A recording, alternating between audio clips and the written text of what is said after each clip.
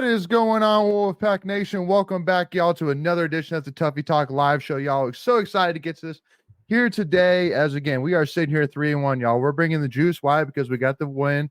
That's all that matters, y'all. At the end of the day, we are sitting here 3-1. There's a lot of just teams be happy with it.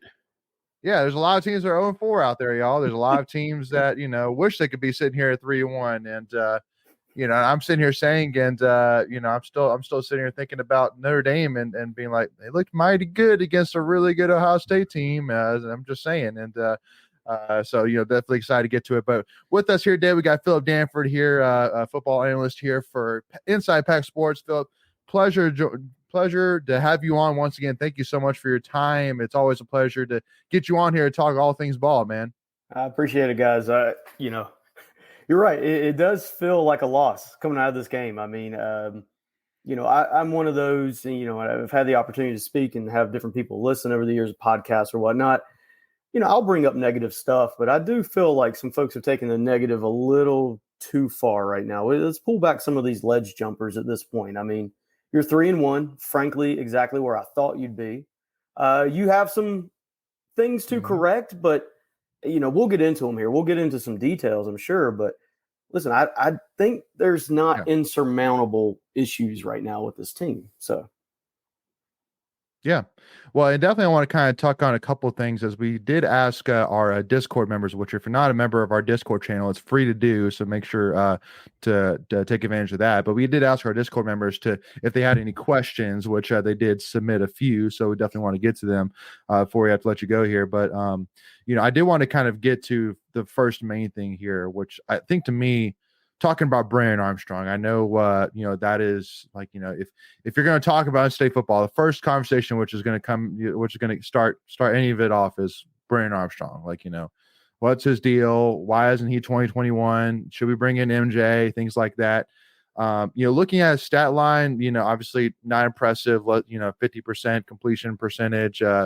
2 touchdowns, an interception, and first and foremost, I want to kind of get out of the way here. Like, it seemed like that interception was miscommunication. It looked like to me like Vereen was supposed to go one way, or Armstrong, and because seeing Anai get after Vereen after that play, it seemed pretty obvious that it was that Vereen should have gone one way when he actually went another. Is that what the read you were getting as well on the interception? Yeah, I mean that play's fascinating. It's funny. We spent the entire halftime, Alex G and James Henderson, myself, watching that playback and talking about it and texting, like, what are you seeing? What are you seeing? Because that play felt a little bit of a microcosm of what we're seeing on the offense as a whole, and even to an extent, some of the defense, where miscommunication right now is an issue. And some of that is new guys and new spots. Some of it's injury related. Some of it's freshmen like Vereen coming in. Mm-hmm. My take on it, and now I could be wrong here, was I thought the way the routes kind of distributed, you had a vertical, I want to say Keon Lassane on the outside, and then you had this kind of, outbreaker from Vereen, but they're sitting in cover 3 and they've got a flat defender right there. My take on it was, I think Vereen was correct. Now, of course, the response of Robert Anai says no, but because the way I look at it, if you're reading man zone, if there's a zone defender sitting there, right, what do? You sit in the void of the zone and you don't run into him. And that's kind of the way I thought. My interpretation of that play was Brennan Armstrong read man, and he threw it like it was a man concept. That's why the ball was high and away. But yet Vereen saw zone, and Vereen kind of curled up into the void, and obviously complete miscommunication. Now, I don't know definitively either way. I put it more on Armstrong, but I'm hoping something comes out this week. We find some good film. I have yet to find, I've searched high and low to get good all 22 of this to really definitively say, and I'm not sure we can yet, but that was my take on it. And this whole concept of miscommunication, we'll get into it, right? We saw some stuff with Lyndon Cooper at center, some miscommunication on blitz pickups. We even saw stuff in the secondary, right? Miscommunications on, for example, UVA's first touchdown on the scramble. Miscommunication was very much a theme that allowed UVA to stay in this game.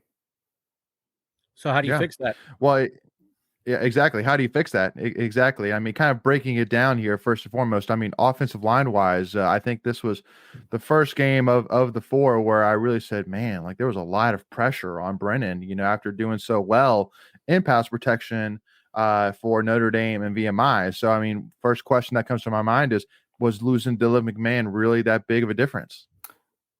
From my perspective, the pressure rate, because I chart every game and I spend a lot of hours, the night after.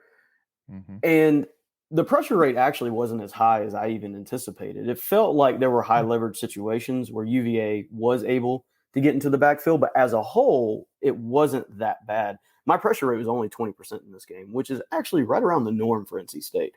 For example, Notre Dame 2 weeks ago had it at 32%. So there was a notable difference. Where I see issues up front is we saw this multiple times. You'll see things like half slides where the line will zone to one side. So you got three guys going to one side, the center and guard tackle one side are zoning, and then it's man blocking on the other. And it felt like there was some miscommunication a couple of times about which side is the man side versus the zone side, and that left a free runner up the middle. It felt like that happened a few times. To me, something like that is correctable, right? It's not you got whooped up front and there's nothing you can do about it because we don't have a guy who can anchor at the center position. That is, hey, we need to get in the film room, figure out what is wrong with our calls. Were guys not hearing it? Was it the wrong call? Was was Cooper saying one thing and doing the other? Right? We won't know that. That's an internal issue. But to me, not again an insurmountable piece. And I'll say this because there was actually some really good for folks on the IPS message boards, right? Steve Williams, right? I respect the heck out of it. Guy knows ball, been doing it for a long time. Steve, today, like he put more on the offensive line than even myself. And I think that's one of the frustrating parts right now is trying to figure out where's the biggest issue, right? He put it at the offensive line. Personally, I put it more in aspects of the passing game, whether it be personnel and the vertical usage of them. But that is a little bit the frustrating part. Like, where does it go? Every piece has a little bit of issues that you're hoping get ironed out as the season goes on. But it is a bit of a confusing time. We're a third of the way through the season. I can point to reps on the offensive line that weren't good, and I can point to reps in the secondary that weren't good. And so you're still trying to work through those. But again, I can be one of the guys, I'll tell you on our podcast, I can be one of the negative guys, most negative on there, but I'm not jumping off the ledge at this point about the offensive line. I'm not. Well, let me ask you guys, what were your expectations for the offensive line? And let's extend that to the running game coming into the season. So for me, I knew it was going to be a work in progress all year, just because there are a lot of new pieces. The depth for me, it was depth was really, you figured your starting guys were going to be good, but if you took a hit somewhere, who's going to be able to step up, right? We were thinking Jamillo was going to be kind of that swing guy. He gets injured earlier in the preseason, so that's out. And then you just got a lot of young guys and guys that aren't playing positions that they have been playing for many years in the system, and it's a brand new system too, right? Yep. So you add that extra layer on. So there's a lot of layers of complexity for me. Yeah. For me, I've been more impressed than I thought I would be. I thought we played the offensive line specifically played really well against Notre Dame, which was I wasn't expecting that. And it maybe Brennan Armstrong's his scrambling ability hides some of that, but that's kind of how it works when you that's the advantage of having a mobile QB. Yeah. Some that maybe the New York Jets need to think about a little bit more, but Go ahead, and as I think about the offensive line, right, I'm right there with you guys. I think we were on here kind of talking preseason. I didn't have super high expectations. I was very vocal. I had concern about the guard positions coming into this season. To an extent, I think Carter's played pretty well, and he wasn't a starter. I think Eason, who I've said before, right, I thought there was a lot of improvement there. I think he has improved to an extent. It's not a world beater. This is not a line that's going to maul you and mash you. We've seen issues in short yardage, but this is one of the places where I've had some folks in my Twitter mentions and all that really, starting to come down on Coach Anai, and I don't necessarily completely love the passing game, and we'll get into that, but I believe the running game I believe they are maximizing it. I really do, because I don't view this as an overly talented group. Whether it be the offensive line, whether it be the running backs, I just don't view it as overly talented. But the way he's using formations to create space and light boxes, the read run game is critically important. Being able to get Armstrong as a true threat, and he's doing that very consistently. I actually think they're doing a pretty good job of maximizing it. Now, I want to say, I'm curious your guys' thoughts on it. Post game, Coach Dorn mentioned inconsistencies in the run game, and where I don't know if I agreed with it. Right? Well, he's the head coach, but to me, I guess that all goes back to I believe he's thinking to that fourth quarter drive, where they get the ball inside the 20, and they really tried just 2 true run concepts on first down and second down, no read, and they didn't go anywhere. And I think that was his frustration. But as a whole, extrapolating it out, I guess I'm not as concerned about it, because, again, I never thought the run game was going to be what makes this offense go, right? It was going to be the pass game all along. The run game is a complement. So I'm not concerned to a high degree right now. Will things change down the road? We'll see, but that's where I'm at tonight. I think my biggest concern in the run game is Brendan Armstrong is your leading rusher, right? So if you're gonna nitpick at it, it's gonna be Brendan Armstrong's your leading rusher, and your short yardage goal line has struggled at times when you really try to run it. I think we've done a really good job running the ball like off script, if that makes sense. Like when the defense isn't really expecting it, we've popped a couple of those type of runs. Especially later in like the late second quarter when you in the 2-minute offense. I think we've done a really nice job on those, but I think there is obviously room for improvement overall though. Yeah, absolutely. Well, and on top of it too, I mean, I think that a lot of it comes down to, like, just like Steve says, I mean, like just the talent on the offensive line is, not to the level that we want it to be in order for the run game to be truly successful. At the end of the day, yards until contact is a big thing. And I mean, I don't even have to chart it like you, Phillip, to say, I mean, they probably get contacted right at the line of scrimmage, maybe a yard or 2 past it on average at most, and just, not taking a knack. But at the end of the day, it's just like, unfortunately, this offensive line is just not to that caliber where they can be strong on pass pro and on run protection, or run blocking. And it seems like the strength of this offensive line is more on the pass protection side than maybe the run blocking side. So for that's kind of my 2 takes on it. I think that now with Houston being out, that you have Michael Allen as your presumptive bell cow. So I think he gets more reps, kind of finds his rhythm, because I think there's even a rhythm between the offensive line and the running backs. I think that when we're going to kind of talk about how maybe some of the issues with offense is the fact that there's so many new guys that you just can't get that rhythm going between the quarterback and the wide receivers. That same thing is going a little bit with the running backs and offensive line, because offensive line kind of knows, like, okay, Michael Allen, like he loves, these certain runs, or he loves to, dive inside. So I need to, be a little bit more outside, presumptive, things like that. So that's kind of my take on it, but, to be determined, Yeah. I have one thing that, I was listening to the recap pod that you guys did on IPS, and the one stat you mentioned, let me read it. So I think I got it right. When State gets 5 or more yards on the first play of a drive, they've scored a touchdown or attempted a field goal on 13 of those 20 drives. And when they don't get 5 or more yards on the first play, they've only scored or attempted a field goal on 6 of the 24 drives. And that's kind of just like, that's crazy to me. When you think about it, it's like it's just one play, but it's that first play that really sets the tone for the whole drive. Absolutely. Yeah. I mean, that's what, it's what we call P and 10.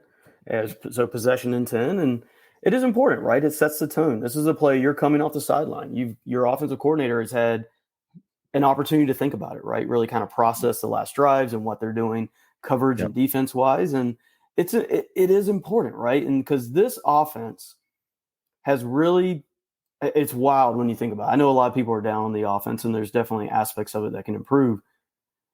They're really good on third down. Now, maybe to the point they're too reliant on third down, and they need to win earlier on first and second. I mean, that's one of the things I'm looking for, is a little earlier aggression on first down in particular. That one stands out to me, because I actually ran some numbers today where they are only 16% of first downs for NC State this year have come on the first down. So second down, third, I mean, it's just making up the vast majority. And that is so opposite of what we've seen from recent year Robert and I offenses, where they had tons of success on first down. So I'm very interested in what is that disconnect we're seeing from past year and I offenses to this year, because they were so good at staying ahead of the chains. And it makes a difference, right? Starting off that drive and you're only getting 1 yard or, a negative yardage play. My goodness, when they get negative yardage play, they were really struggling to overcome that. So, yeah. And just for the sake of time, I want to kind of get to a couple of these comments here. First of all, Reynolds, Hunter, good to see you all, and look forward to seeing you all on Friday as well. Andy saying we all pretty much expected to be 3-1, but we all thought it would have been a lot easier and would look a lot better to this point, which is fair for sure.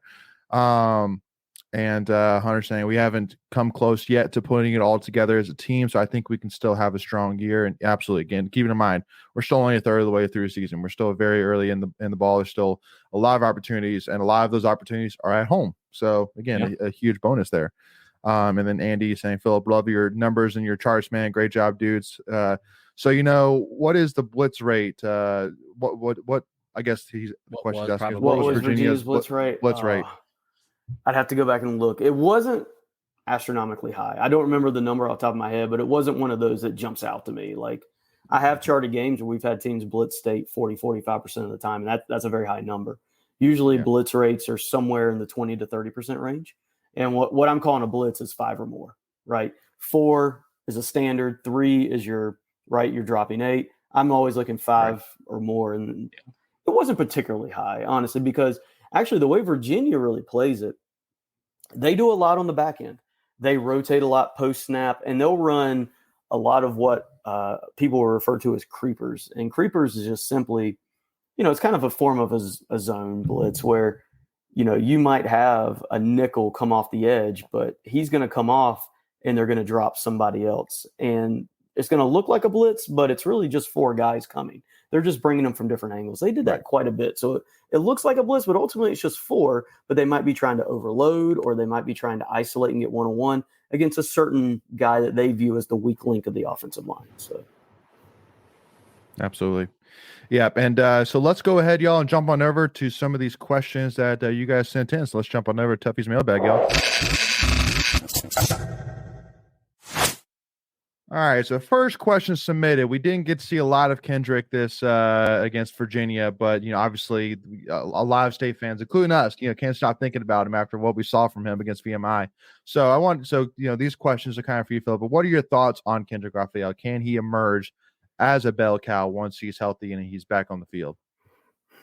My take is bell cow might be a little much. He's still a true freshman, right? Yeah, and he's absolutely not a particularly big guy. The college season is a lot different than the high school season. And I'm just, when you look at the size of guys you're going up against, just quality of competition, I would not view him as a bell cow. That's just not how I see it at this point. Maybe down the road, but frankly, how long has it been since NC State's really had a bell cow, right? It was Reggie Gillespie in, what was that, 2018 maybe? Yeah.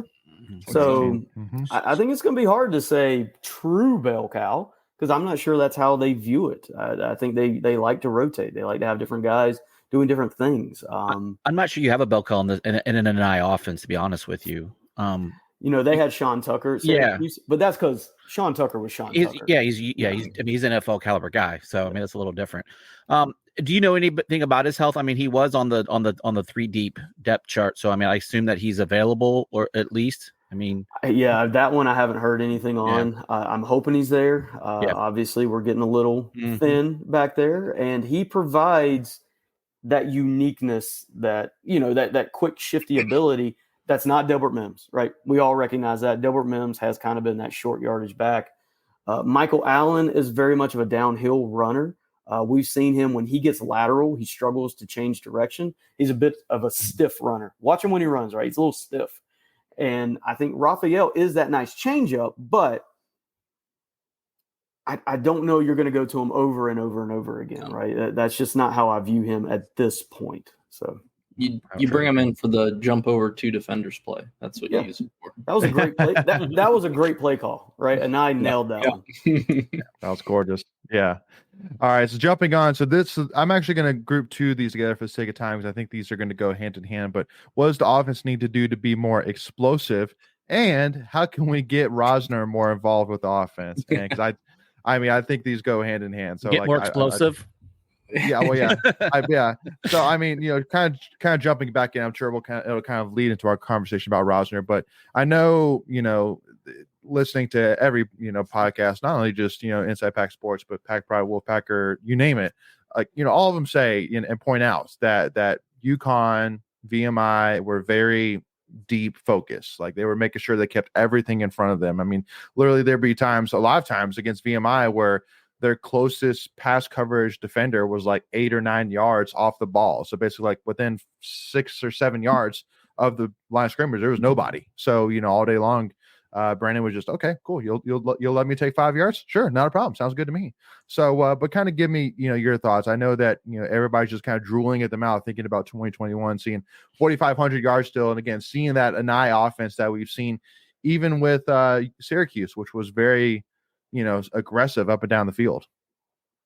Well, there's a lot of layers of this, right? 100%. This has been the not topic, a simple answer. Yeah. the topic du jour, frankly. This is an offense that it's kind of funny. I've had some folks kind of snark back at me here recently about stuff like success rate, right? The NC State offense is very good if you're looking at a measure of like success rate, and that's just down to down. Can they move the ball to gain a first down and things of that nature, right? They're 5th in the conference right now. But you take a team like FSU, they're 9th in the conference in overall success rate. They're a home run. They're a boom or bust style of offense. That's not NC State's. But NC State is missing the explosiveness. As I kind of went through the numbers post-UVA, I was looking at my charts this weekend, that pops. We're seeing there's a completion rate of only 14% on passes 20 or more yards. That's too low. It has to be better. And so I think the first thing is going to be, and I'm sure a lot of people have brought this up, we've talked about it ad nauseum, the wide receiver rotation. That is like we cannot. That is screaming it from That's the topic is your number 2. Yeah. Yes. Yeah. I mean, it feels like Alex G on our podcast, and he's awesome, knows so much. He made such a good point the other night. We were talking about it, and he said, because I think we had a game on while we're talking, and it's like, look at the quarterback going over to talk to the wide receiver, right? They're talking about what they're seeing coverage wise, and maybe next time instead of breaking it at 15, they're going to break it at 13 based on what the DB's doing. Who's Armstrong? Is he going to talk to all 9 guys? Because we are rotating everybody right now. I made the comment the other day, like in 3 of the 4 games, we've had 10 different receivers catch a ball. Yeah. It's crazy. Yeah, we're like unless you got Andy Reid and Patrick Mahomes at quarterback, where it doesn't really matter who they're throwing to. I mean, you're going to have to get that, that chemistry. Like it has to be there. Well, I mean, Collins came in. I want to say I don't remember the exact number, but he came in for like roughly 6 routes. He ran like 6 routes the other day, and he got 2 balls thrown his way, almost back to back, and then he's gone. And it's kind of like, what was the point of that? What did we accomplish there? I mean, frankly, I agree. I've heard a lot of people talking about it. I think you have to lean towards some of the newer guys, and you have to just simply give them the snaps. All right. I mean, seniority and guys who've been on the team for a while. That's the reality of the situation. Rosner cannot run 12 routes a game. That is heck no. That's asinine, to be honest. Heck with you. no. So I know that's why he didn't come here. He didn't come here to run 12 routes. No.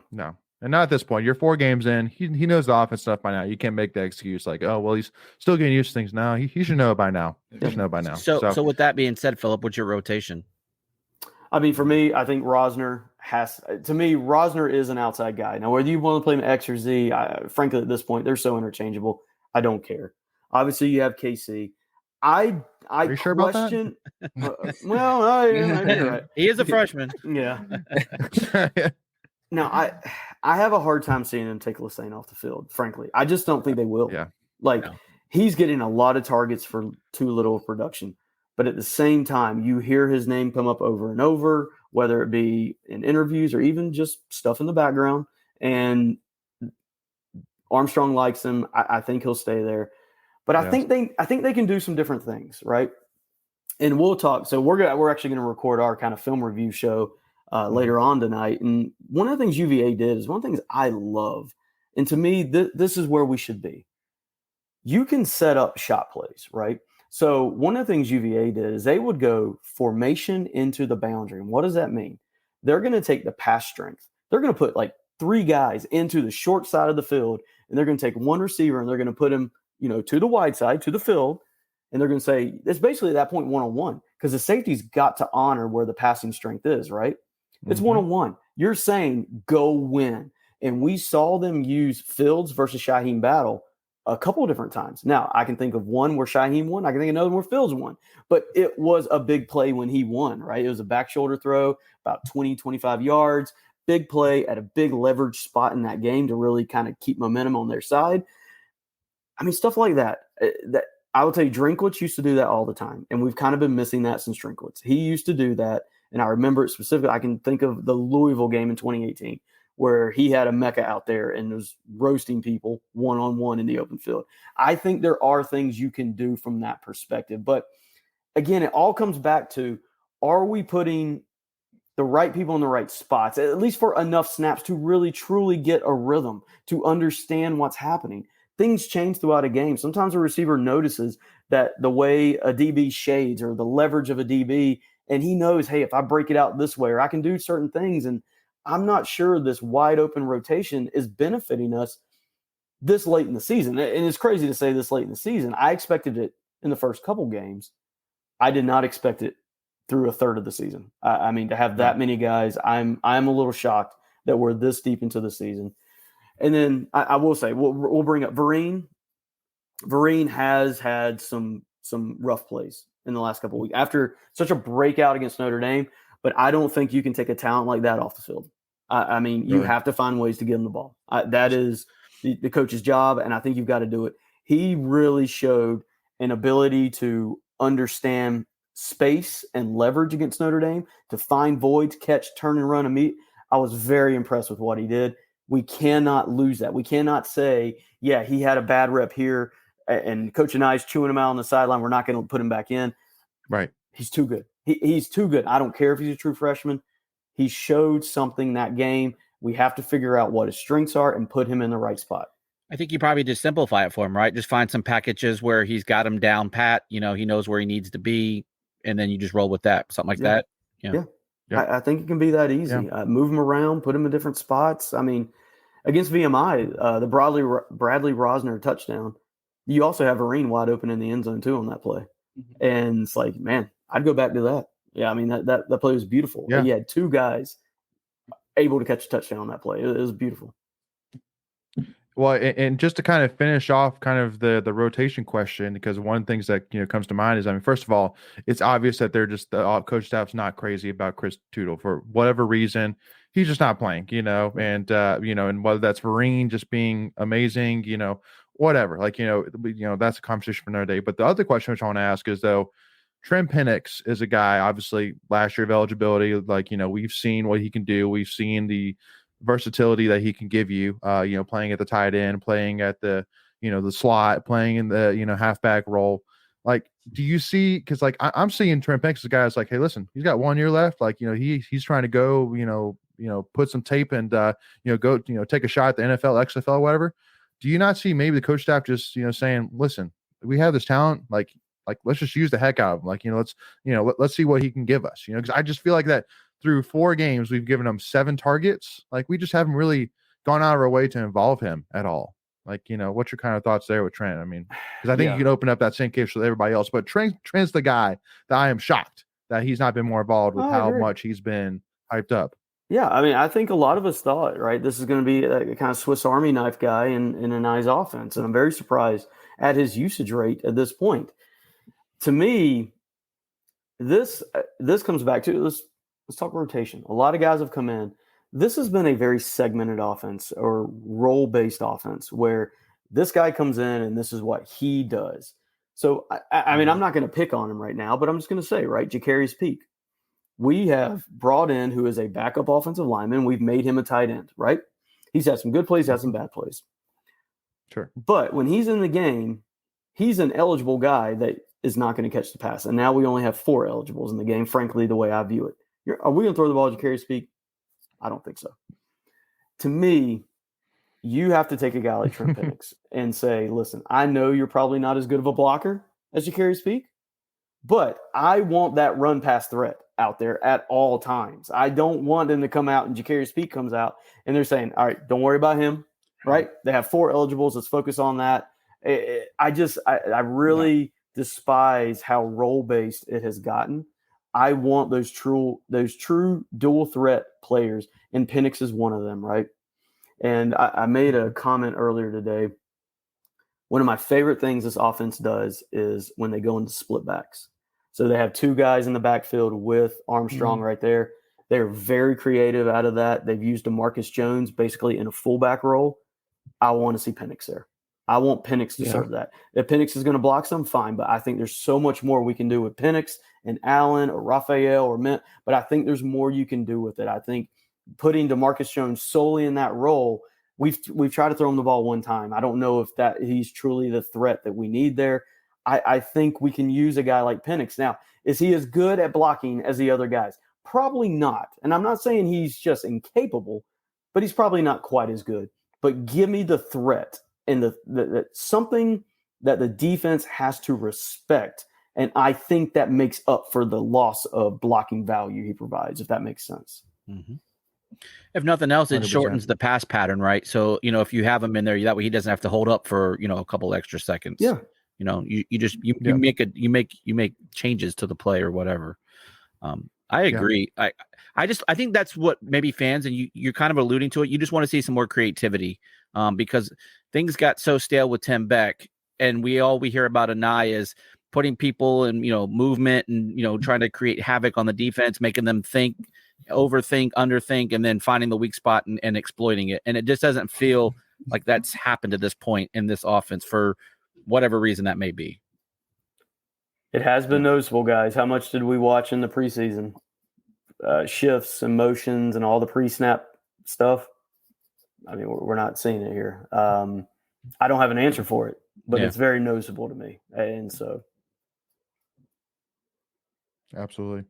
And last question, and then Phillip, we'll let you go. I know you got to get ready, but what are your thoughts on Dave Doran's tenure so far, and how long do you think he will continue? AKA, how are you starting? Loaded What last are you in terms of that really is wow.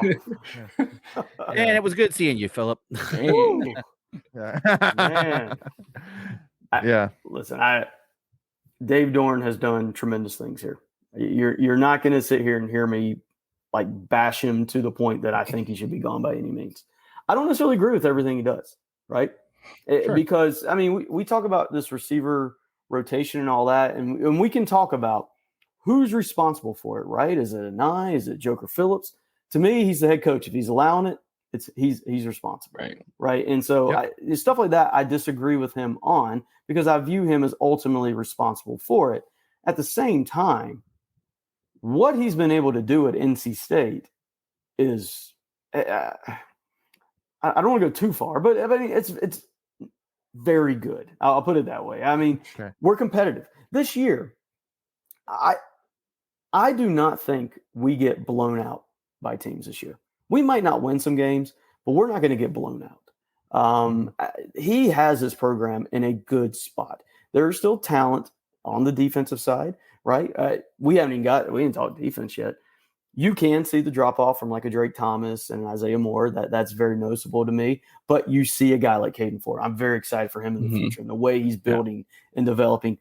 He brought that guy in, and he was able to convince that guy to stay because there is something good waiting for you. There is still talent in this program. I like where it is. We're out of the divisions, right? We don't have to sit behind Clemson. Now, maybe that's not necessarily the worst thing nowadays, but maybe does Florida State take their spot? I don't know. We'll see. I'm kind of in the camp. Florida State's going to be a one-year wonder. A lot of people are going to leave and they're going to drop back down next year, but that's next year. But I don't know. Like, I know some people aren't crazy about him. Maybe he's not, the most charismatic guy. He's not Deion Sanders. He's not throwing shades out to everybody. But at the same time, it's a solid program. We don't have major off the field issues. I think they can, where I really want them to improve off the field. Now, off the field is not necessarily my forte as much, but I think they can be more aggressive in the portal. And what I mean by that is we've had this discussion, James Henderson and our kind of group there.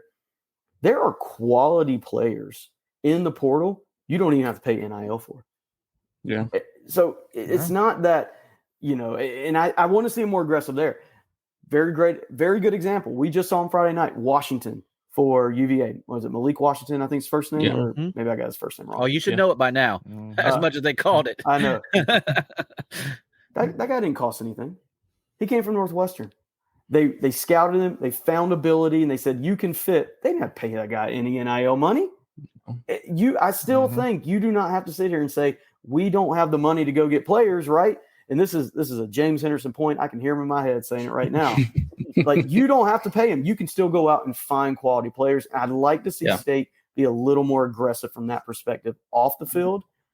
But I'm not – we've seen him make changes when changes need to be made, right? Bringing in Robert Anai is different than Tim Beck, who is different than Drinko. I mean, he's made changes. From bringing in Tony Gibson to run the 3-3-5 versus 4. He's made changes. I'm not down on Dave Dorn. So whenever, I'm on a podcast or wherever we're talking about this and we say, yeah, I don't like this one thing, I think some people sometimes take that way out of context. And I am not saying that at all. I really appreciate the job he's done here. Yeah, absolutely. No, we'll kind of answer this on our own, but I mean, I do want to, for respect to your time, Phillip. I mean, do you have a few minutes to talk about defense real quick? Yeah, let's talk defense. Yeah. Okay, sweet. All right, well, let's talk defense. And then Michael, Greg, we'll kind of come back around and we'll give our points on this as well. Sure. But so while we have Phillip, so I mean, for me, defensive side, it's kind of tough to really pinpoint too much, at least for the Virginia game, just because of the fact they did play basically twice as much as the offense did against Virginia. I mean, late in the game, I mean, they came up with 2 interceptions, which, almost back to back, which, I mean, should have won the game, but just because of the fact the offense kept going 3 and out, trying to, run out the clock, it just kept putting the defense more and more once again into that tough situation where they had to bail us out once again. But I mean, kind of talk to me about 2 things. First of all, like, the deep shots were there once again. And please tell me, I've asked everybody this. I'm going to ask you this once again as well. Why do we rush 3? Why do we rush 3? To me, it makes no sense. It doesn't. It's not successful. It's not even more times than not. Like, I mean, I'm sitting here saying you're basically asking 3 guys to beat 5 offensive linemen, when even if you just rushed 4, that means that 3 guys are going to basically be one-on-one with offensive linemen compared to only 1 defensive lineman when you're rushing 3. And we just, again, no knack against CJ Clark, Savion Jackson, but they're just not to that elite caliber where they can get through double teams more times than not. You know what I mean? So you're basically relying on that one guy to hopefully get through. So, I mean, kind of give it to me first. I mean, on that, well, I think drop 8 is very much of a useful concept nowadays. I would say, I think I disagree with you here a little bit, Leighton. That's fine. I think it's more successful than you're giving it credit for. Okay. The Aiden White interception was drop 8, right? True. Now, because that was a tremendous play. If you go back, I actually watched a little bit of the film of that one earlier. Noah Potter makes a very underrated play because they're simply UVA's running 4 verts. They got 4 guys vertical, and so the quarterback's going to look at the seams. Now, he looked at the first seam, and the safety was shading that way, and he was about to come back to Washington. Potter makes a tremendous play, gets at his feet, brings his eye level down, and that eye level didn't allow him to throw on time. He scrambles out, and Aiden White's kind of baiting him into the throw at that point because he sees Washington. He knows what's kind of going on. But, I mean, tremendous plays. I like drop 8 in some situations. Now, it is the great counterpoint. There was a guy, I cannot remember. I wish I could give him credit on the message boards. We've talked about it, but he really pinpointed it earlier this year when he said the NC State defense is very much of a barbell approach where we blitz heavy, or we're on the other end and it's a 3-man rush. They don't do a lot of in between. There's not a lot of just 4-man rush. Yeah. They are one end of the spectrum, or the very much like a barbell, right? Investing barbell. They talk about that kind of stuff. And I thought that was a great way of kind of we've talked about it, but how do you really label it? It's the yin and the yang. It's the counter to it. And I think NC State has good secondary guys. Now it's important because they play a lot of man coverage. They played more man coverage this year than they have in other years that I can remember. And what that's done is that has left guys on islands. And maybe sometimes it's guys you don't want on islands. So, when we were doing our podcast the other night, post UVA, we talked about Sean Brown. Sean Brown has been picked on a little bit in pass. Now, Sean Brown is tremendous in and around the box. He has gotten picked on because he's overly aggressive when it comes to pass coverage, right? We saw them hit that out and up to Malik Washington. And so I think that is kind of a situation where they cannot leave those guys in one-on-one coverage all game. There's got to be a change up at some point. They've got to do something different. I think it's actually would hurt to leave them in coverage all game. So that's going to be something to monitor. We were talking the other night with all the issues in the secondary. How do you attack that? Let me ask you guys your opinion, right? We know we have issues at safety. Do you say, because I think there's two options here, right? Do you say, well, we're going to affect the pass by getting to the quarterback. We're going to get after him. We're not going to let him have clean, clear reads. We're not going to give him time in the pocket.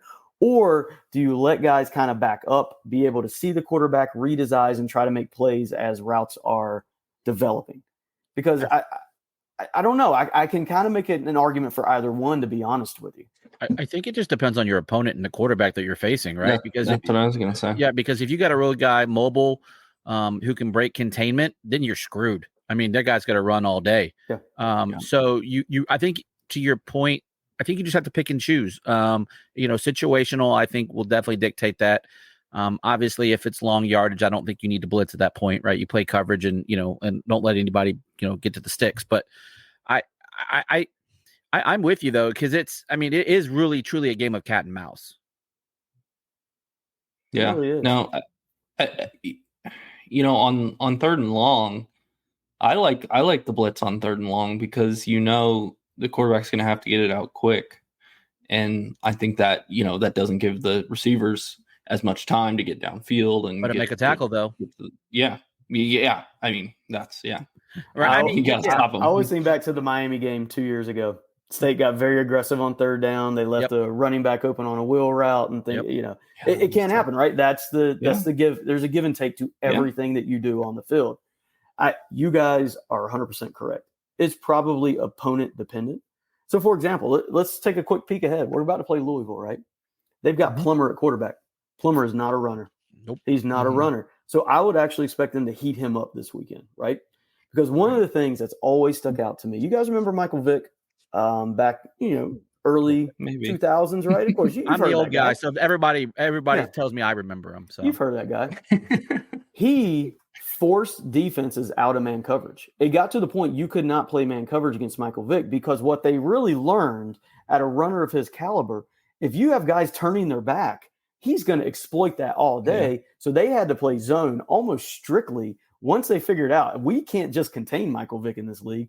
And that's always kind of stuck with me. When you get these really high-end runners, and I'm actually thinking ahead right now in my head to Riley Leonard at Duke. That will probably be a very zone-heavy defensive game plan, whereas this will probably be a very man-heavy blitz concept against Louisville. That's kind of what I'm thinking, and I think it all comes down to the quarterback's legs, right? Mm-hmm. Can you handle that? Yeah.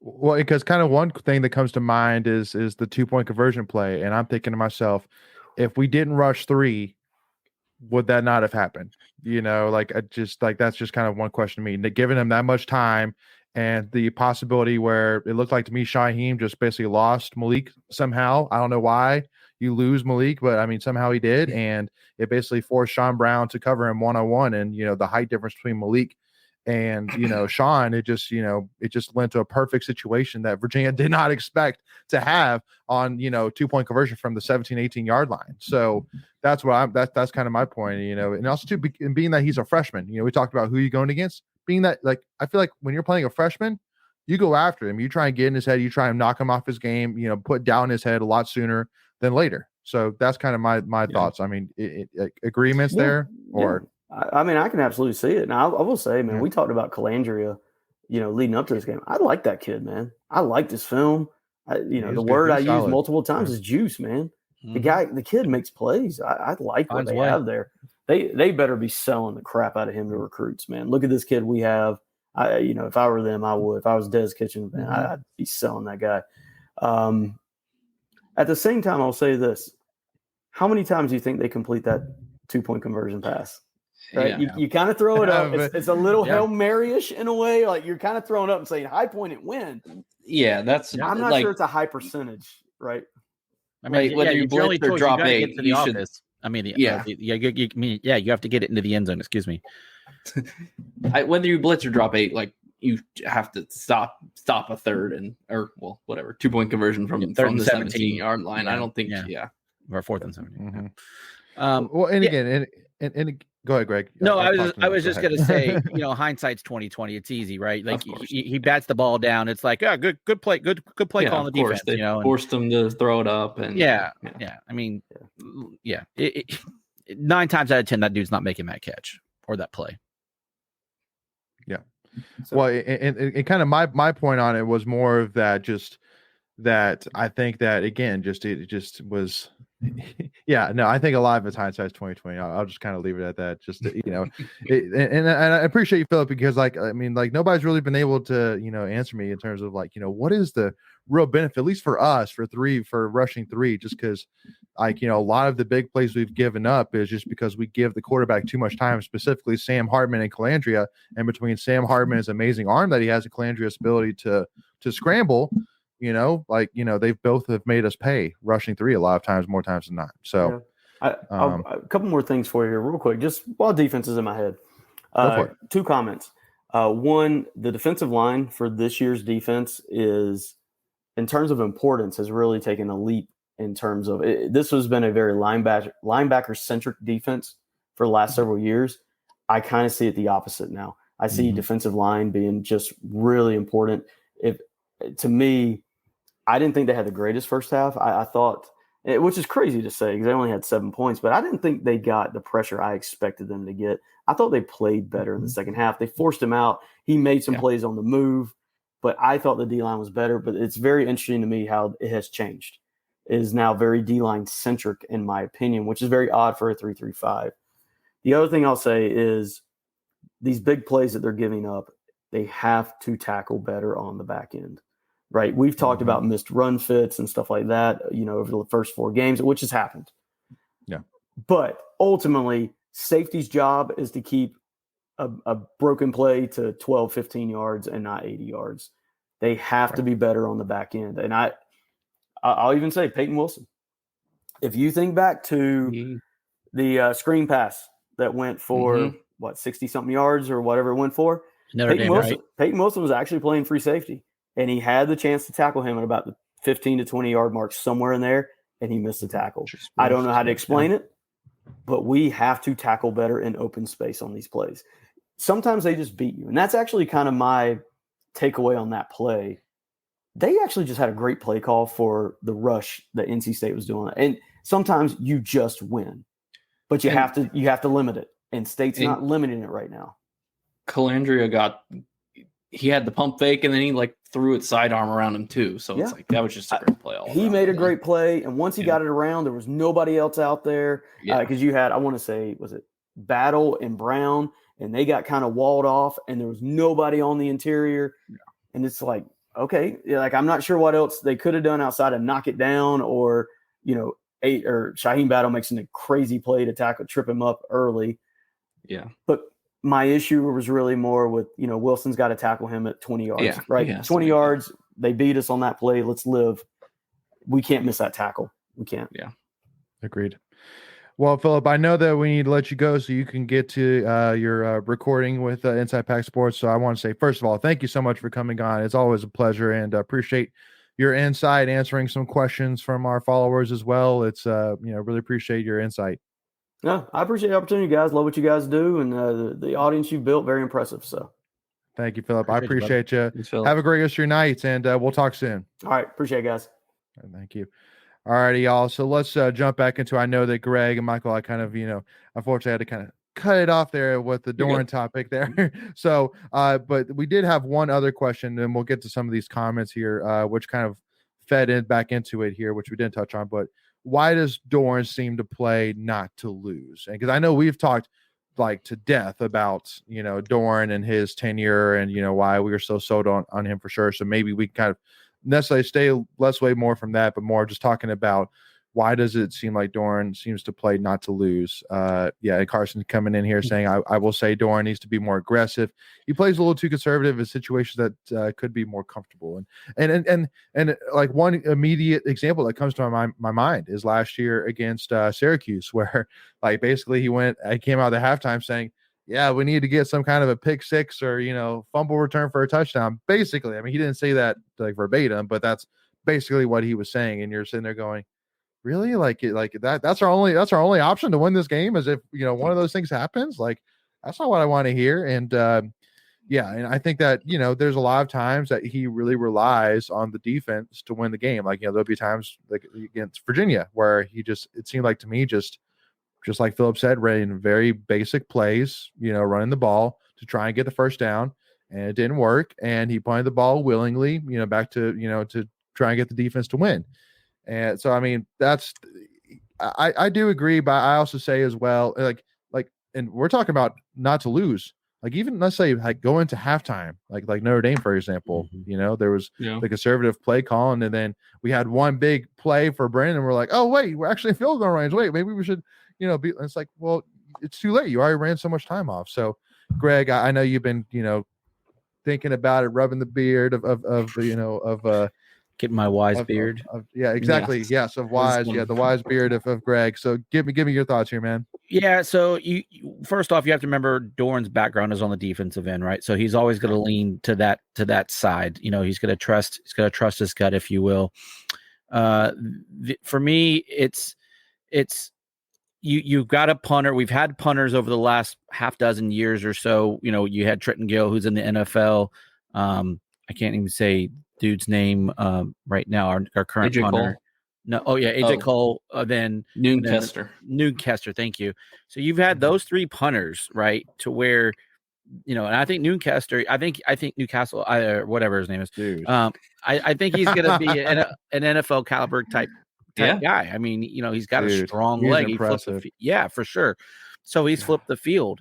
So when you have those caliber players, and you can flip the field and make the other team go 80, 90 yards, you like your chances in those things. So you just don't want to screw up and give them a short field.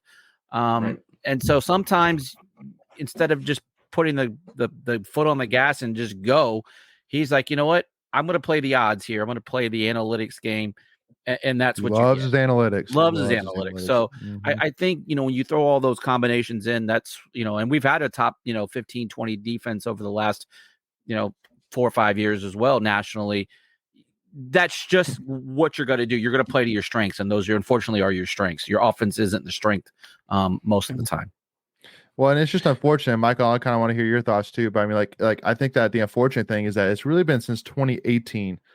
Well, maybe 2021, but like that, like we really had that top 15, top 20 offense that was like, knock your socks off. So I think that's kind of one of the issues for myself and a lot of State fans, where it's like, yeah, we've had a really great defense, but we also just haven't really had a really great offense overall. And the reason why I hesitate to bring up 2021 is because we didn't really run the ball that efficiently. Most of all of our scores were by passing the ball. So, but 2018, you had Reggie Gillespie and you had Kelvin Harmon, Stephon Lewis, Jacoby Myers, Ryan Finley, you name it. So that's kind of my other point as well. Michael, what's your thoughts?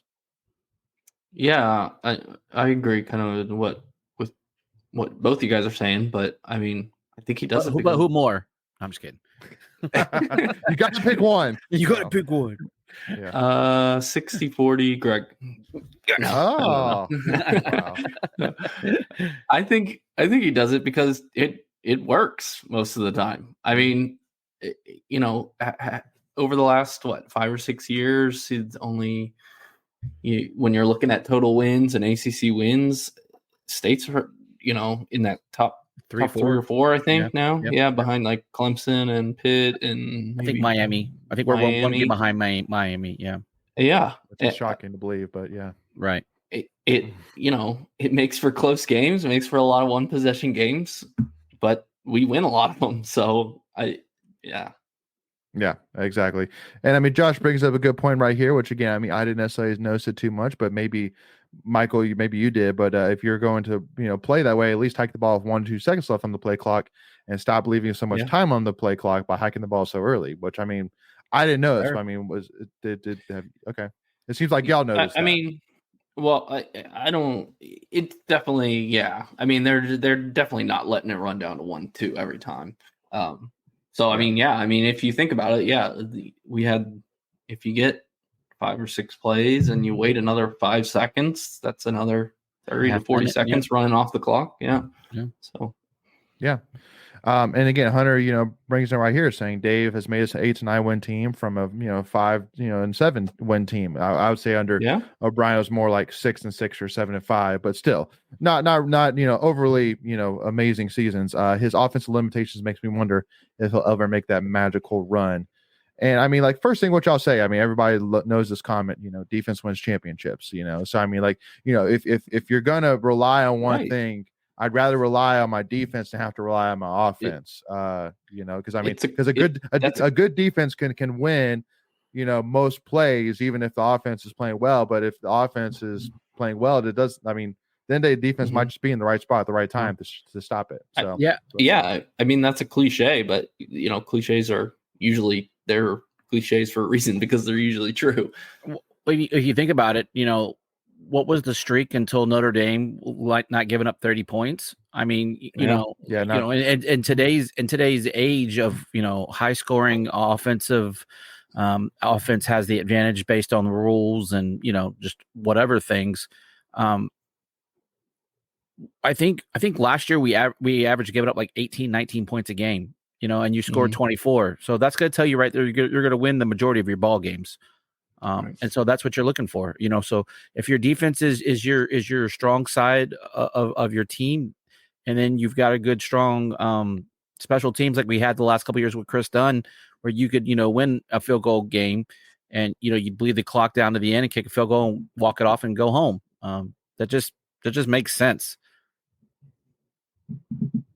Yeah, no, it's absolutely. And I mean, and Doc kind of asked a question here saying, can you name a game we lost because Doran played not to lose? I feel like that's kind of a tough question to answer because like Boston College comes to mind. Last year are 2 games that come to mind, but Boston College, like really. To me, but more Boston College, MJ Morris had 3 second half turnovers. Like if he, only has 1 or 2, maybe we don't lose that game because we get the ball and score again. Yeah, but I think we were putting it on our defense to hold them to not score at the end of the game, right? And so I just feel like you a play call here, a play call there, you get a first down, it's over. The other team doesn't even get the ball, right? And so I think that just is the one that comes to mind. Wake 2018. That's one a lot of people point out. Was that where Mecca fumbled? Yeah. Wait. Yeah. Was that or was that 2017? Because we lost them back to back, right? Yeah, I don't know. I can't remember. No, 2018. 2018 was the that was the one at State when the third string quarterback came in who transferred to Georgia. And we Jamie lost Newman. under the lights. Jamie Newman. Yeah, we lost to Jamie Newman. Yep. Okay, yeah. Yes. So 2017 was the one where Amezi fumbled on the goal line. Yeah, I mean, there's definitely a few. Steve goes Clemson. That's fair. I mean, we lined up to kick a field goal and couldn't kick a field goal. Yeah. Instead of going for the gusto. And again, I mean, that's to me, even still to this day, that's still one of those decisions which I'm saying, see, even still to me, like hindsight 2020, I just don't know if that's so obvious. Like, man, like clearly if you would have gone for it, then we would have won. It's like, I mean, you gave Kyle, you gave our kicker, a less than 40-yard field goal. I mean, like, are you really going to say no to that? The number one team at their place in the country. Like I get what you're saying in terms of the woes, but like, it's just like, am I really like, because then the opposite, which is that again, hindsight 2020, which is you go for it. and then you turn the ball over or something like that, and then it's like, well, you had a 37-yard field goal. It's like, right, yeah, no, yeah. like, Yeah, it's not like No, it was like a 50-yarder go for right, it. Yeah. right, or even It's- over 40. It's definitely it's easy to play armchair quarterback 6-7 years later. Like, Oh, for sure. you think yeah, Monday no, morning absolutely. quarterback is easy. Wait till you do it Yeah. 6 or 7 years later. Now, I just think though, like what Phillip was saying though, you know, the way our team has been structured, you're not going to get blown out, and you're going to be in these games. And so, at the end of the day, if you've got a chance at the end to win, I mean, that's really all you can ask for. Now, obviously, you want to come out on that on the winning side more times than not. I don't know. Like, what are your feelings? Would you rather lose a close game or go get blown out and then go to the parking lot and drink after the game? It depends. It depends I on mean, the opponent, but yeah. Yeah. No, I'd rather lose a close game every time. Well, I mean, that's the thing. I think as a fan, like, you know, if you're not necessarily invested in the future of the program, you'd rather just get blown out just because, you know, then you don't have the like gut wrench of like, oh, it was so close, like we could have won. Like it was like, no, we had no chance. But yeah, I mean, obviously, like for the development of a program, like you'd rather be close every single game. So for sure. Yeah. But the one thing which I want to bring up, and then we'll jump on over some tweets of the week here, y'all. But Braden Narvison, you know, first of all, got to give a huge shout out to that guy. Could not be more thrilled, you know, to see him go out, you know, being, you know, kicking the game-winning field goal for us, which was huge and was great to see. Yeah. But I'm sitting here saying, you know, we've obviously, you know, underneath Doran era, have had some interesting situations when it comes to kicker, and we've also had the greatest kicker to ever kick at NC State history in Chris Dunn. And I'm looking at Braden Narvison saying, okay, he's 4 for 6 overall in field goals. He's 2 for 3 between 30 and 39, 2 for 2 for 40 to 49, 0 for 1 for 50 plus. But he's made every single extra point, 14 for 14. He made a field goal, which, I mean, like, he could have made that thing from probably 55, how hard he kicked that sucker. Yeah. So, I mean, like, I feel like to me, this is kind of the norm. Like, this is, you know, the norm kicker that most programs hope for, which is, you know, he can make it from over 50, you know, if he's called upon. He's, you know, reliable, at least with the extra point side, you know, which, I mean, you know, during Doran's tenure, even extra points were not guaranteed at all, which is a sad thing to say, but just it's the unfortunate reality. So, you know, kind of got both tastes within 10 years between, you know, the really bad and the really good kicking situation. I think now we're kind of landing in the middle here. Would you all agree with that? I think Darvison's really good. I mean, obviously anybody isn't going to be as good as Chris Dunn, but I mean, yeah, exactly. For now. Yeah. I mean, he hasn't lost you a game, right? So there hasn't been a game where we lost by 3 points and we missed a field goal or 3 points or less. You know what I mean? So until that happens, I mean, he's fine. You know, I mean, he's good. I hate to use the word serviceable, but I mean, he's getting the job done. Yeah. That first one was going in. Absolutely. Yeah. Before they blocked it illegally. Yeah. Dude, that's true. Dude felt like he jumped on a damn trampoline. He came like he came over the top.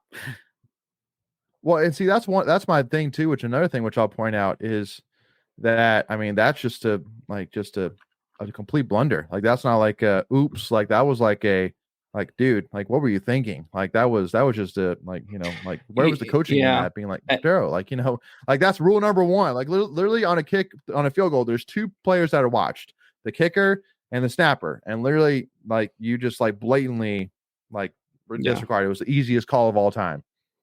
Yeah. I don't know. I think that's kind of a risk reward play. Like, maybe they don't call it and I get the block, but yeah.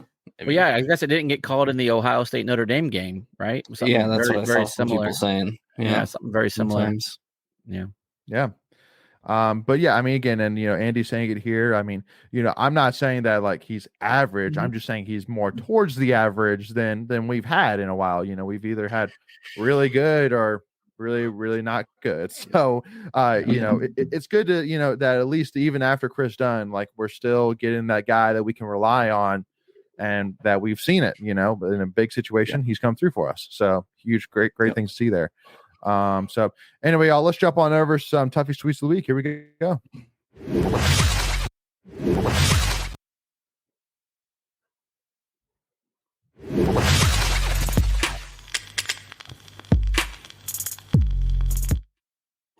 That was anything but smooth, y'all. I It's apologize. like Yeah, the for government. that. If you're gonna do it twice, I know, right? We're doing. Anyway, so Friday night here, 7 p.m. y'all, at Carter Finley. Got a blackout, y'all. Got Greg actually not rocking New Jersey. Is that the New Jersey? Oh, it is New Jersey. Okay, cool. Yeah. Okay, cool. I'm gonna turn the lights off when we end this thing to see if it still glows. Oh, okay. There we go. It's pretty So sweet, yeah, though. I mean, I love it. For me, it's different. Like it's something that you haven't really seen in the jersey game and the uniform game before in terms of glow in the dark. Now, the biggest question which comes to mind for even my wife and probably a lot of people, which is how much are you really going to see the glow in the dark? You know, what I mean, like how really effective is it? I assume they'll do it when they'll turn the lights off when they run out of the tunnel. So yeah, I'm hoping everyone stands in front of I literally I sent a picture on our Discord. You have to charge it. So you got to put lights on it to get it to really glow. And so then it only lasts maybe a minute or two anyway. Like it looks cool and then it's gone. I don't think it's going to really show, but I'm hoping like maybe they stand in front of a spotlight before they come out and then, get them lit up and then come on the field. I don't know. We'll see. Maybe. I don't know. I mean, I'm sure they thought it through. I would. Guess. Yeah, I'm sure they would have. I'm sure they thought this. Yeah. I mean, if nothing else, the video they did today was freaking spectacular. Like, kudos to whoever. Very different. I thought. Go ahead. I thought they were going to do it for the Clemson game because it's like Halloween. It feels like Halloween video that they made. Yeah, well, it was their ghost uniform, but maybe because because Clemson's already got 2 losses, maybe they're thinking that won't. That's not a guaranteed night game. This is. Yeah. So it's just a target of opportunity. Yeah, I guess you have to wear these at night, though. Yeah, that's true. You look. Chris Tootle can act. That was pretty good. I'm not gonna lie. Like it was solid, man. I wonder if they did paper rock scissors to figure out who was gonna take the lead on that. But he did a good job. Yeah. It was good. Well, Cam points out, saying it would be sick to turn out the lights by for the entrance at the show that lit up. Yeah. Well, and I mean, like, and even like basically when you just have the red light showing. It's pretty dark. Like, when they turn just the red filter lights, like it's pretty dark. So, I mean, like, I'm sure that even in just the red light, it'll stand out pretty good. So, that's my hope. So, excited to see it. But anyway, y'all, but the biggest thing, reminder once again, don't be like Michael, wear black, y'all. Like, listen, you got to wear black, do it. I know we're the red and white from state. I understand, but please, please, please, for the love of all good things. And again, the thing which even helps the case is the fact that the team we're playing against is also red and white and black. Oh, there you go, Michael. There you go. Hey, good flexibility, man, to bring that leg up, man. Yeah. I literally just got a DM from Savannah 2J, and she goes, "There's literally people arguing about a blackout on Twitter or X. It's pretty simple." She's like, "What are we doing?" Well, I told her last week, I said, good luck with this. I said, we're going to screw this up because we just got, I call them old heads, but they just want to do what they want to do. And, we're red and white from state. Look, yes. Please, just put on a black t-shirt. I know everyone's got a black t-shirt. It doesn't even have to be state related. Just throw on a black t-shirt. Like it's not complicated. I get so frustrated at this. It's not even funny. And this is probably not the hill I should be dying on, but it infuriates me to no avail. Like, because we tried this a couple years ago with the red, white sections and people couldn't even figure it out. It was on your freaking ticket stub that year. It was so easy and people still couldn't figure it out. So anyway, I'm done. Please, someone talk. No, I mean, it's a frustrating thing for sure, but I think that one thing that really goes into our benefit is that, first of all, the marketing team, I'm sure on purpose, made this announcement 2 weeks before the game even started. Like it was it's very obvious. Like there's no, I didn't know. Like, no, you knew. Like there's no doubt. You can't miss it. And I know us and many others have been like reminding people on social media, being like, it's a blackout. Like, don't be that guy.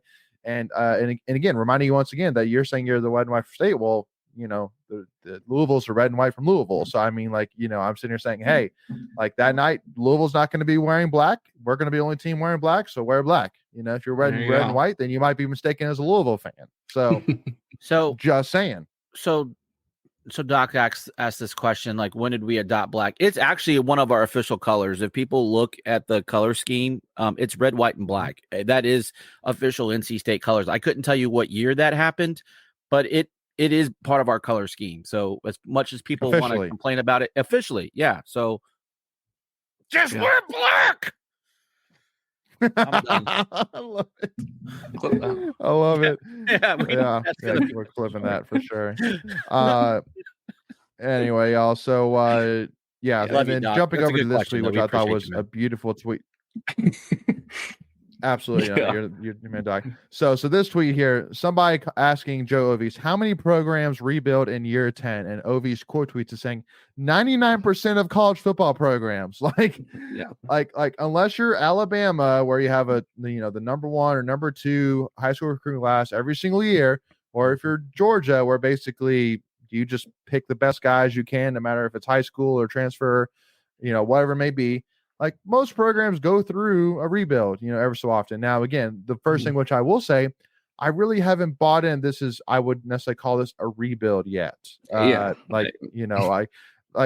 is this, now watching this, team saying, and I'm sitting here saying, oh man, like this might be the best team we've had in, last 5 years. Like, no, probably not. But I mean, I'm still sitting here saying you still got Peyton Wilson, an All-American linebacker. You still got Aiden White, an All-American quarterback. You still got a quarterback who has shown that ability. But I think that, with some of these small changes, such as, shrinking down the wide receiver rotation, getting some things figured out on the offensive line, that, I mean, we can be an 8-win team, which, I mean, again, keep in mind, once again, Vegas had us at 6.5. So meaning that if we are 7-5, technically per Vegas, we did better than expectation, basically per Vegas. So yeah, keep that in mind. We knew this wasn't going to be, the stacked team that we've had in the last couple of years. I mean, there was no bones about it, but it's a competitive team. And that's, again, we just talked about it earlier. Like that's what you want. There's going to be probably all these single game or all rest of these games. It will probably come down to the fourth quarter within a possession or two. And if you give yourself a chance to make a play, because all it takes is one play to make a difference, and you're gonna win 6, 7, 8 ball games. I mean, it's definitely gonna happen. But at the same time, when you're playing one possession games, it can easily go the other way, and we've seen that in past years. Well, because the other thing which I want to add once again is that, like, I still have a lot of faith because of the fact that so many of our games are at home left over. And at the end of the day, Carter Finley is one of the toughest places, even statistically, but also just from opponents, quotes on the environment. It's a tough place to play in. It's loud, like, the fans are right on top of you. It's a tough place. And we had Eric McLean on here say that very same thing. Exactly. So I'm sitting here saying, listen, in these 50-50 games like this one here on Friday, even though Louisville just put 56 or whatever on Boston College, and, we struggled, to put up 24 against Virginia, I'm still saying, hey, listen, it's a new week. We're playing at home. We're playing under the lights. Or under the dark. Somebody correct me on under the dark, which I love. So, an opportunity. Louisville's first true road game. They haven't played a road game. They've had 2 neutral sites, but not a road game. So. Yeah, look, absolutely. They put up two games of 56 points, but one was against Murray State, one was against Boston College. Those aren't exactly world beaters. They've also given up like 34 to Georgia Tech, and that's not a great offense either. So this has got the ability to get right. And look, if crowd noise can get us a couple of points, maybe a turnover or two, who knows what happens. Absolutely. Alrighty, and Josh, no, we're not saying you have to wear all black shirts with nothing on it, but just a black base shirt, just like this one.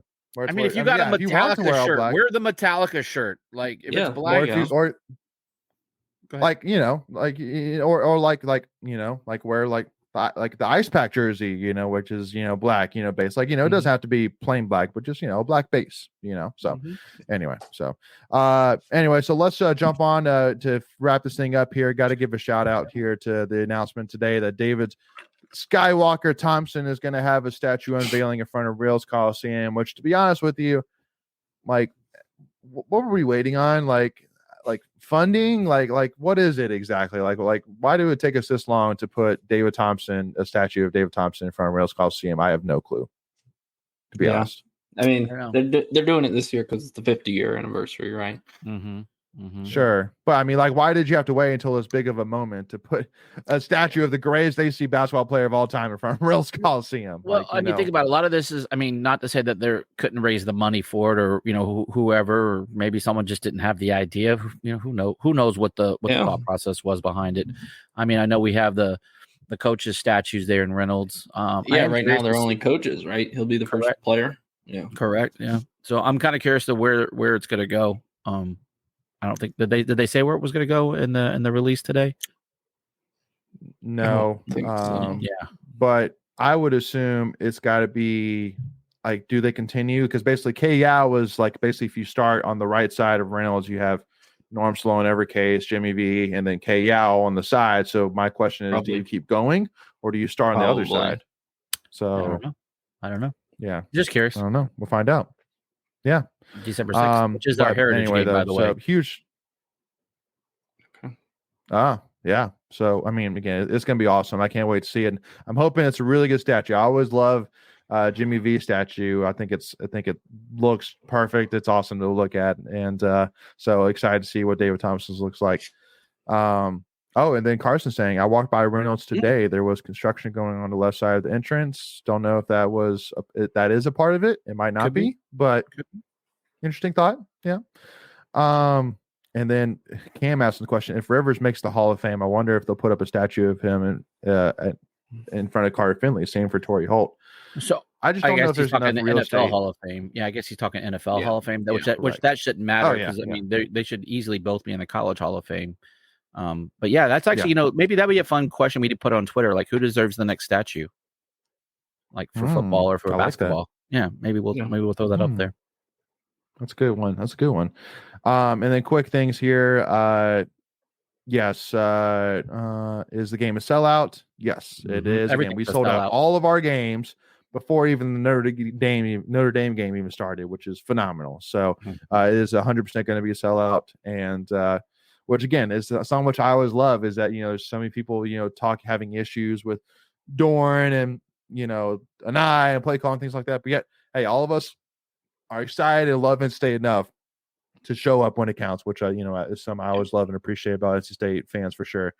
All right, y'all. So that wraps it up here. First of all, thank you all so much who tuned in here with us. I hope that you all enjoyed it. I think this was a lot to think about, and even better too is that tomorrow morning we actually come out with part 1 of our NC State football discussion / Louisville preview with Ryan Williams from Inside Pack Sports as well. So part 1 will come out tomorrow morning, and then part 2 will come out on Wednesday morning. So make sure to stay tuned. And also, too, if you want to win a giveaway for 2 tickets and a parking pass, I would highly recommend tune in for tomorrow's episode, part 1.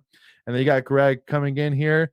Let's see if is it gonna happen? Let's see. Is it gonna happen? I don't know. I'm interested here. Hold on. Let's see if we can get the last. I love the background though, in general though. I mean, that was kind of like tight. that or so often. That's kind of tight. Yeah. Let's see here. There's still too much light. Still too much light. That's from the screen. Yeah. All right. We tried. We tried. It's all good. Yeah. So anyway, y'all, but thank you all so much for the support. Make sure again, if you haven't already, go ahead and hit that free subscribe button. As a lot of our giveaways from here on out are going to be premier around our subscribers. So again, it's free to do. So make sure so that way you can go ahead and skip that step. Just hit that free subscribe button. And also make sure you hit that notification bell so you're notified whenever we release any new NC State content. And also make sure to give us a follow at Tuffy Talk Now on Twitter, Instagram, and TikTok, y'all. But thank you all so much again for joining us. We will see you all soon, and go Pack, y'all. Wear black. Yes, wear black. See y'all soon. Go Pack.